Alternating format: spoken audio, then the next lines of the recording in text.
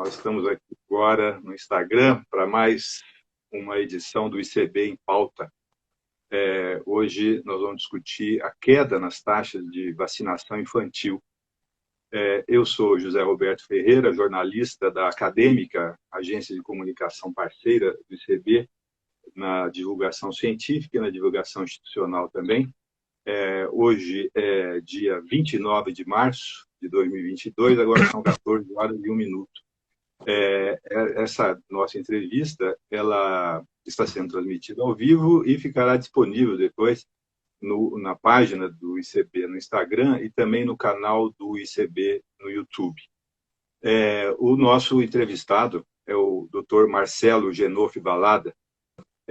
Ele é médico formado pela USP, fez residência no Instituto da Criança do Hospital das Clínicas, também da Faculdade de Medicina da USP. Ele é especializado em medicina tropical pelo Instituto de Medicina Tropical da USP também, e mestrado e doutorado pela Faculdade de Medicina da USP. Ele é médico responsável pela unidade de vacinas e imunobiológicos do Instituto da Criança, do Hospital das Clínicas da USP também. Ele é editor associado da revista do Instituto de Medicina Tropical de São Paulo. Doutor Marcelo, muito obrigado por estar conosco.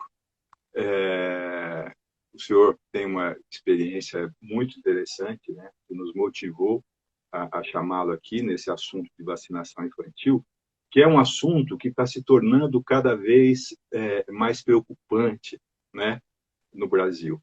Não sei se no mundo também em alguma medida, né? Mas, enfim, para a gente começar, doutor, eu acho que seria interessante o senhor categorizar, né, em que situações, do ponto de vista populacional, a vacina interfere, né? A vacina atua, né? Por exemplo, a gente está tendo agora uma epidemia, né? Epidemia do novo coronavírus, e a vacina está tendo um papel. Quais são as outras condições em que a vacina atua do ponto de vista coletivo? Por favor. Primeiro, uma boa tarde a todos. Eu queria agradecer essa oportunidade. Eu tenho um carinho muito grande pelo ICB. Eu fui aluno há quase 40 anos no ICB e meu primeiro trabalho eu fiz com uma pesquisadora do ICB, a professora Eva Rebisch, em 1984, primeiro trabalho que eu publiquei.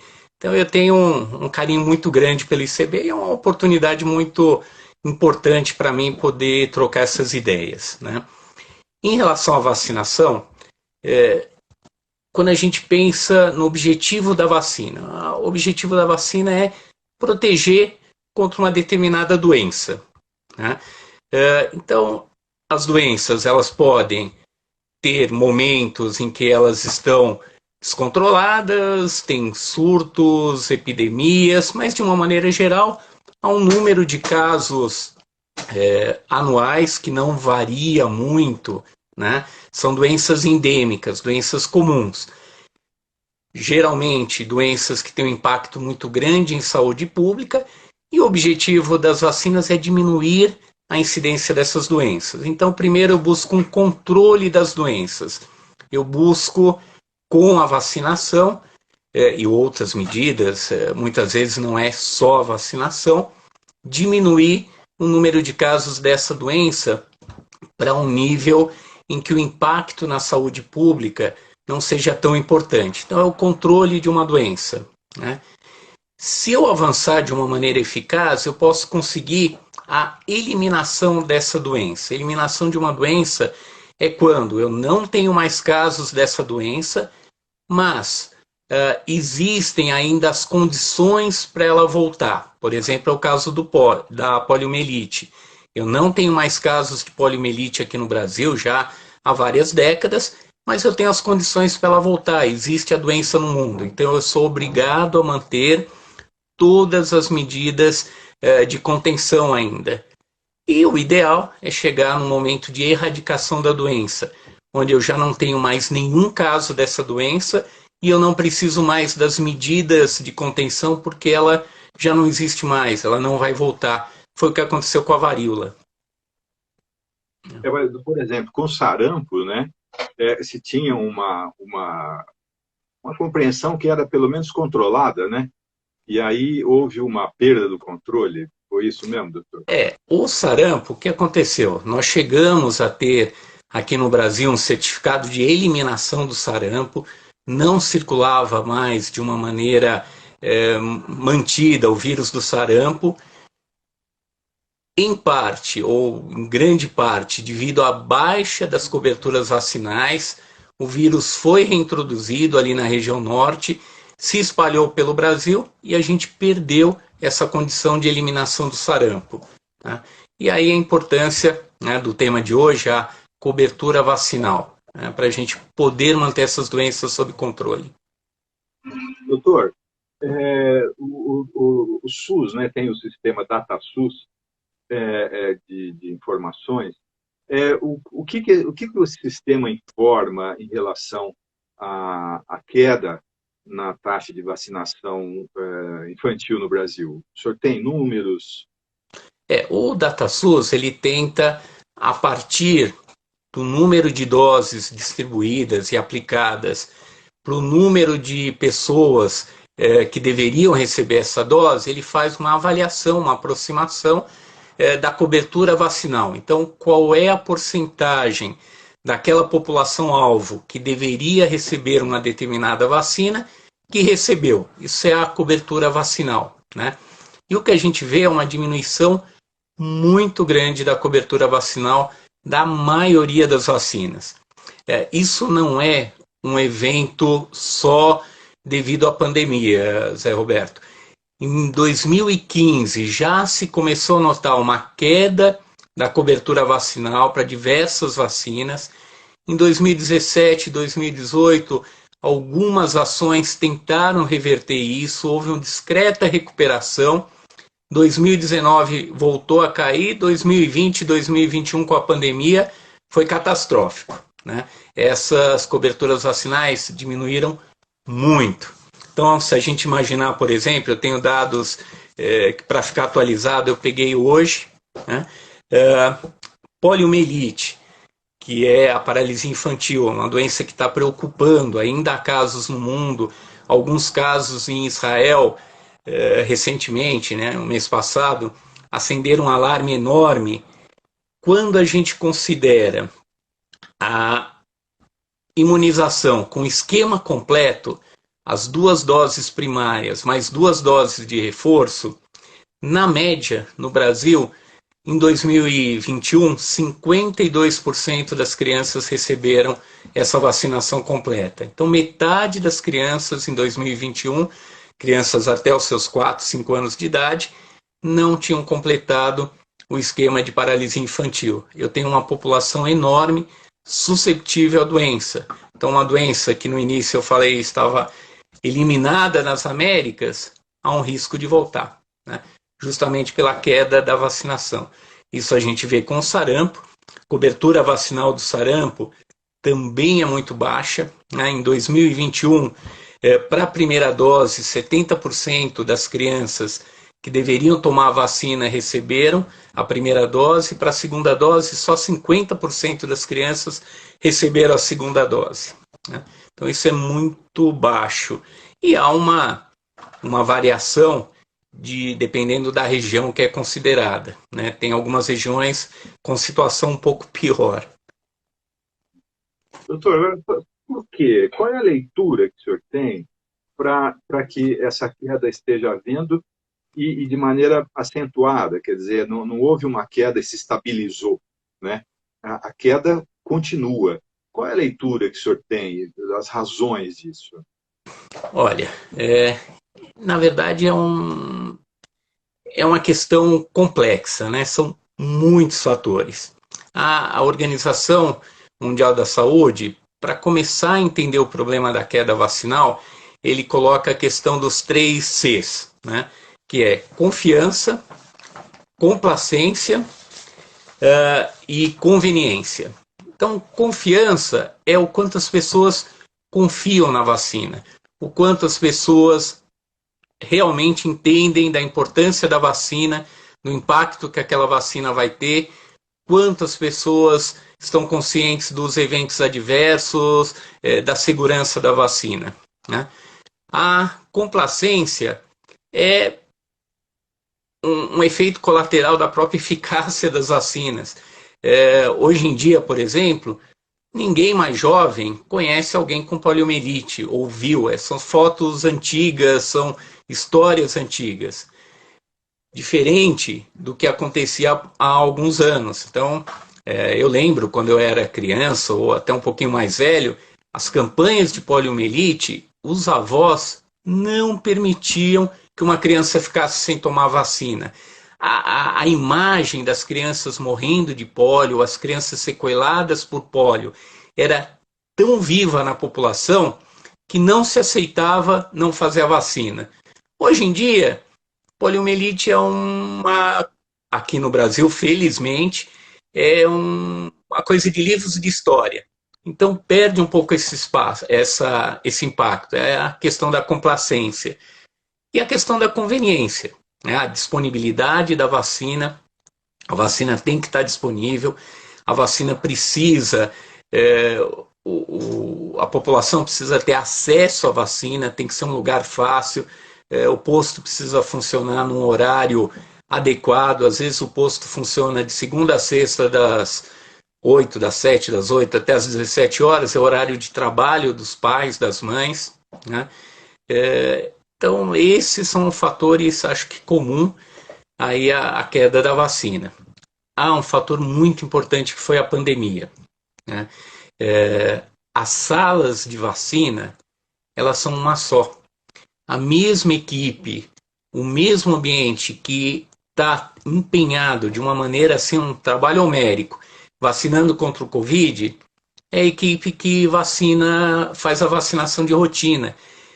Você não tem pé, você não consegue fazer as duas coisas.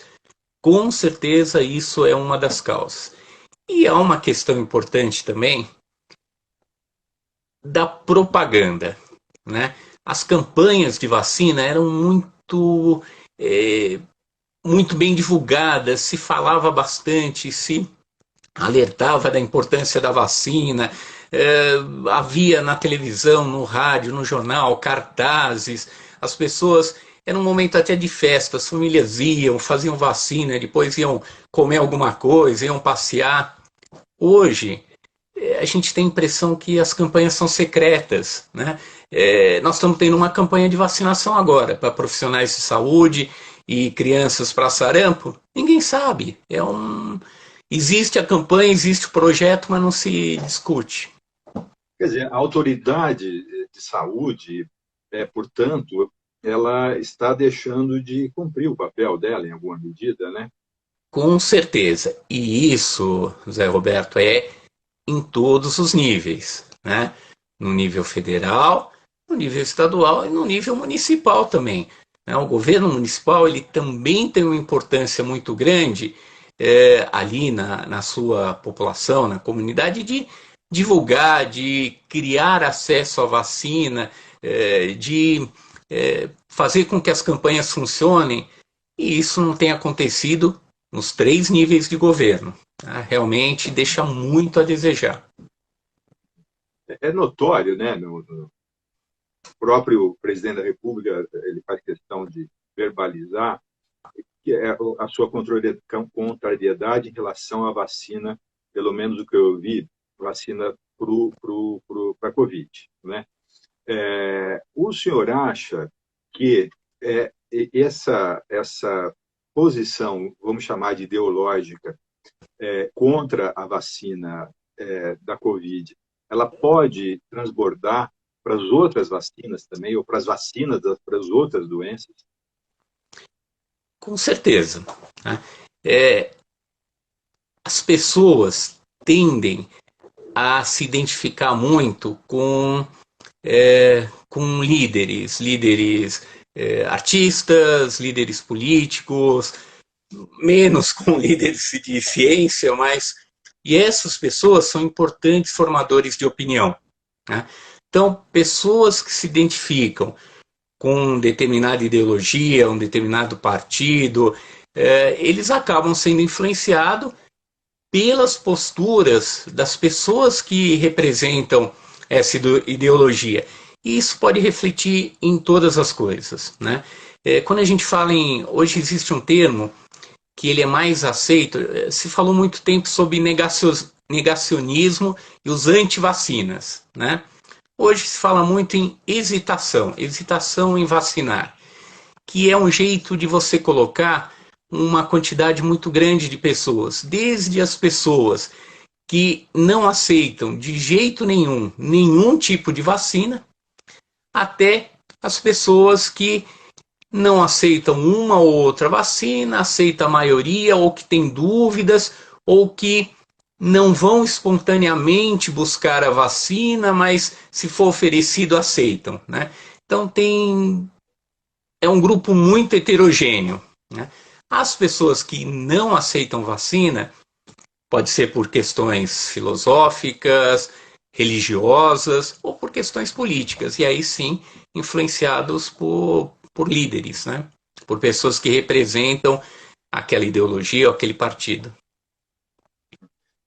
Essa questão da hesitação, ou da dúvida, tem uma população que ela fica no meio entre as crianças e adultos, que são os adolescentes. Para os adolescentes, se fez uma campanha para as meninas do HPV, né? No entanto, doutor, a taxa de vacinação para o HPV foi uma taxa aceitável? Qual que é a sua É, informação a respeito? a vacinação para o HPV, ela realmente deixou a desejar, né?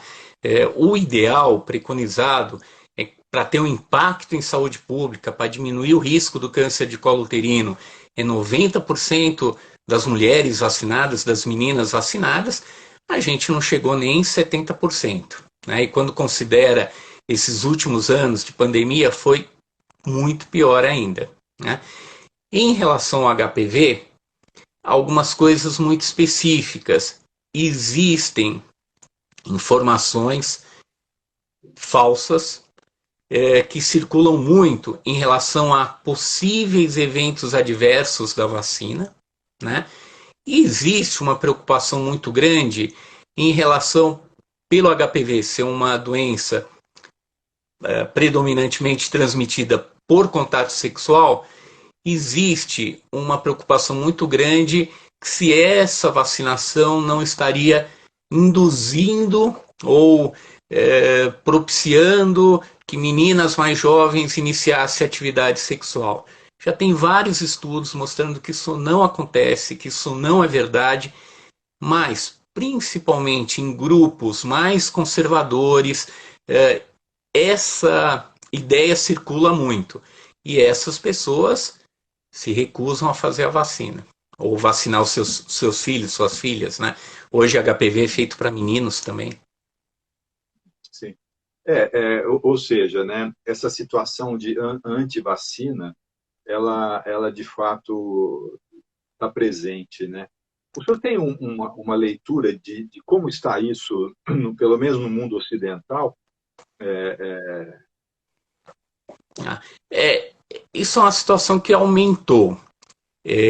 No Brasil, quando a gente fala em antivacina, a gente fala movimentos organizados que divulgam intencionalmente informações para convencer outras pessoas a não receberem determinada vacina, ou todas, ou determinada vacina. Né? No Brasil, o movimento anti-vacina ele ainda não é tão importante. O que a gente vê mais é a questão de hesitação da vacina ou posturas ideológicas, filosóficas contra uma vacina específica, por exemplo, a vacina do Covid. Né? Em outros países, são movimentos organizados. Né? Nos Estados Unidos, são movimentos organizados que têm até influência em leis. Né? Leis estaduais, lá cada estado faz a sua legislação, até dificultando o acesso à vacina ou diminuindo a possibilidade de um estado exigir a vacinação de uma criança, o que tem um impacto em saúde pública muito grande. Professor, então nós temos um cenário muito desfavorável aí no horizonte, né? Porque em havendo movimentos organizados que chegam a interferir na definição de leis, a gente vai estar voltando aí, por exemplo, para o século XIX, alguma coisa assim? Na verdade,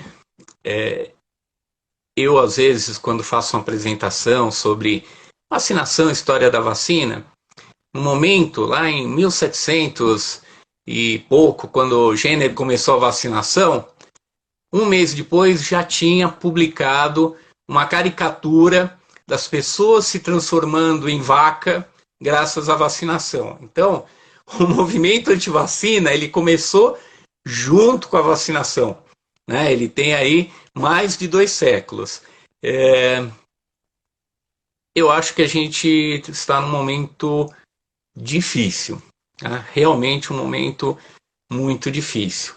Mas eu não sou tão pessimista, porque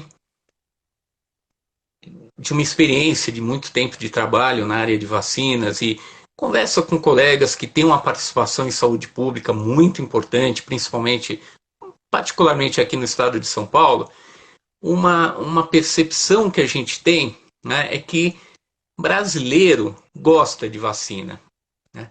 Então, se a gente der uma informação, se eles receberem uma informação adequada, não é dourar a pílula, não é dizer falsear informação, dizer que não tem risco, dizer que a vacina protege 100%, mas se a gente conseguir informar de uma maneira adequada, se os profissionais da saúde se conscientizarem da importância do papel deles, eu acho que a gente ainda tem uma situação privilegiada perto do que a gente ouve em outros países, né? Quer dizer, o Programa Nacional de Vacinação, ele é bom. Ele é muito bom. Você contempla proteção para mais de 20 doenças, né? Então, o nosso Programa Nacional de Imunização, ele atende, na teoria, né, muito bem todas as necessidades aqui no Brasil em termos de saúde pública, né? Algumas vacinas que ainda não fazem parte do Programa Nacional ou têm pouco impacto em saúde pública nesse momento, né? Ou são vacinas que no futuro provavelmente entrarão no programa. Mas o nosso programa ele é muito bom. Doutor, voltando para a questão da vacinação de crianças, tem um personagem que eu acho que precisa ser olhado também, né? Que é a gestante, né? Qual é o quadro dessa situação de vacina para gestante, do ponto de vista de quais vacinas e também da efetivação da vacinação? Existem alguns grupos dentro da população que têm um risco maior para algumas doenças e que se beneficiam de uma maneira particularmente maior da vacinação. Um desses grupos é a gestante, principalmente no que diz respeito à vacinação para gripe, influenza, e o que diz respeito à vacinação para tétano, difteria e coqueluche.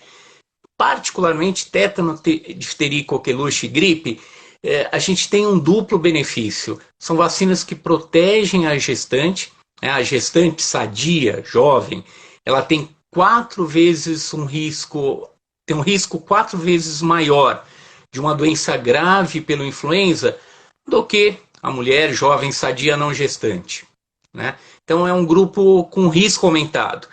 A hora que eu vacino a gestante para influenza, a hora que eu vacino para coqueluche, a hora que eu vacino para tétano, eu protejo não só a gestante, mas eu tenho passagem de anticorpos pela placenta. Nos primeiros meses de vida, o nenê fica protegido também. Até que ele receba as próprias vacinas, que ele tenha um amadurecimento do seu sistema imunológico. Então é impacto duplo, né? É um grupo onde se toma muito cuidado na vacinação, né? Não se faz qualquer vacina, se faz uma vigilância muito rígida em relação à segurança das vacinas. Então, essas vacinas que fazem parte da rotina, né? Não estou nem entrando na questão do Covid, que é uma vacina importante também para gestante, mas essas duas que fazem parte da rotina, infelizmente nós estamos com uma cobertura muito ruim. Em 2019, a cobertura de vacinação tríplice para gestantes era por volta de 60%, 64% do público-alvo. 2020 foi 40%. E não há dados de 2021, não consegui encontrar. Então, assim, menos da metade das gestantes que se beneficiariam da vacina não tiveram oportunidade de fazer. Ou não fizeram, não tiveram oportunidade, não é muito correto, não fizeram a vacina. Ou seja, a questão da não vacina, ela está disseminada pelas diferentes faixas etárias e condições das pessoas. Socioeconômicas, de instrução, com certeza. Doutor, pensando aqui de novo em crianças, né? Se uma criança deixou de ser vacinada dentro do calendário programado, ela pode, os pais podem levar no posto para tirar esse atraso, para recuperar o que não foi feito? Sim e não. Sim, no sentido em que a vacina pode ser feita em diferentes idades, né? A criança se beneficia da vacina mesmo fazendo em idades diferentes daquelas que estão no calendário. Não, porque o nosso programa nacional ele é muito restrito em relação a algumas vacinas. Então, a vacina de hepatite A é feita a partir de 1 ano e 3 meses. Se eu tiver uma criança de 7 anos que não fez vacina de hepatite A, que se beneficiaria da vacina, eu não consigo fazer no posto, porque ela já não está mais dentro da faixa etária atendida por essa vacinação. Varicela, a mesma coisa. Um adolescente, 12, 15, 16 anos, que não tenha tido varicela, catapora, ele pode dar uma doença muito intensa, cicatrizes, complicações. Ele tem toda a indicação de fazer a vacina, mas ele não consegue fazer no posto, porque ele está fora da idade preconizada pelo calendário nacional. Então, isso é uma das deficiências que a gente tem no nosso programa. Certo. Doutor, para a gente finalizar, que o nosso tempo está chegando ali para o final, eu gostaria que o senhor falasse um pouco do Instituto da Criança, do HC, o trabalho que vocês fazem, em que momento que ele atua nessa questão da vacinação. O Instituto da Criança é um hospital terciário. Então, a grande maioria das crianças e dos adolescentes que nós atendemos são crianças ou adolescentes com condições, com necessidades especiais, por doenças crônicas, por necessidade de uso de medicamentos imunossupressores, por alergias graves. Então, a unidade de vacinas do Instituto da Criança, ela tem um enfoque praticamente no atendimento dos nossos pacientes e dos familiares, porque muitas vezes a estratégia para proteger um paciente que não pode receber uma determinada vacina é vacinar quem está próximo dele e não deixar essa doença chegar perto, né? Então, nós atendemos todos os pacientes, mas essa é a nossa população, então isso traz uma série de desafios, né? Muitas vezes a gente tem questões totalmente inusitadas. Eu vou contar um caso rapidinho. Crianças gemelares chifópagas unidas por órgãos intestinais. Você vacina um ou você vacina os dois? A circulação é a mesma.